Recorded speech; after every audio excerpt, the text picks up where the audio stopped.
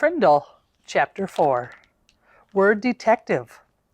It was a beautiful September afternoon, bright, sunny, cool breeze, blue sky, but not for Nick.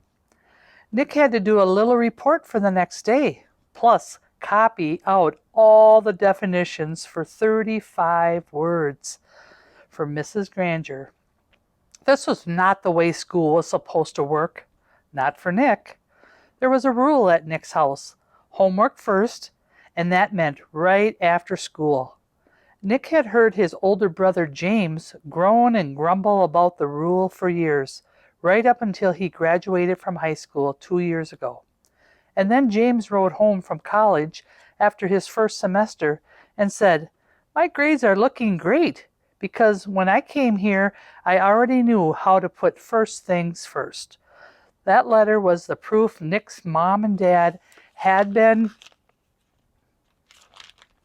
looking for. Homework first was the law for September to June.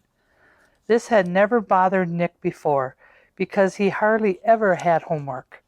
Oh, sure, he looked over his spelling words on Thursday night, and there had been a few short book reports in 4th grade, but other than that, nothing.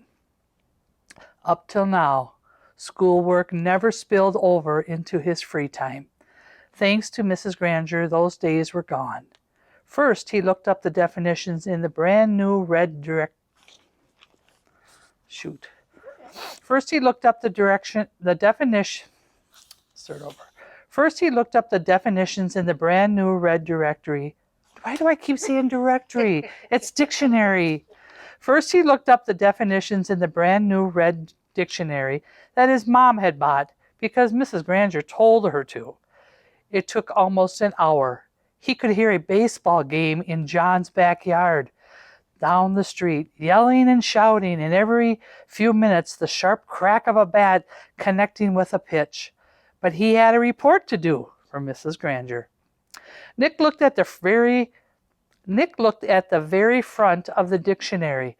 There was an introduction to the book called Words and Their Origins. Perfect, Nick thought. It was just what he needed to do his report. It would all be over in a few minutes. Nick could already feel the sun and the breeze on his face as he ran outside to play. Homework all done. Then he read the first sentence from the introduction. Without question, this modern American dictionary is one of the most surprisingly complex and profound documents ever to be created, for it embodies unparalleled etymological detail, reflecting not only superb lexicographic scholarship, but also the dreams and speech and imaginative talent of millions of people over thousands of years. For every person who has ever spoken or written in English has had a hand in this making. What? Nick scratched his head and read it again, and then again. Not much better. It was sort of like trying to read the ingredients on a shampoo bottle. He slammed the dictionary shut and walked downstairs. Nick's family did a lot of reading, so bookshelves covered 3 of the 4 walls in the family room. There were 2 sets of encyclopedias. The black set was for grown-ups and the red set was for kids. Nick pulled out the D volume for the red set and looked up dictionary. There were 3 full pages with headings like Early Dictionaries, Word Detectives, and Dictionaries Today. Not very exciting, but he had to do it. So Nick just plopped down on the couch and read all of it. And when he was finished with the kids' book, he opened up the black encyclopedia and read most of what it said about dictionaries, too. He understood only about half of what he read. He leaned back on the couch and covered his eyes with his arm, trying to imagine himself giving a report on all this boring stuff.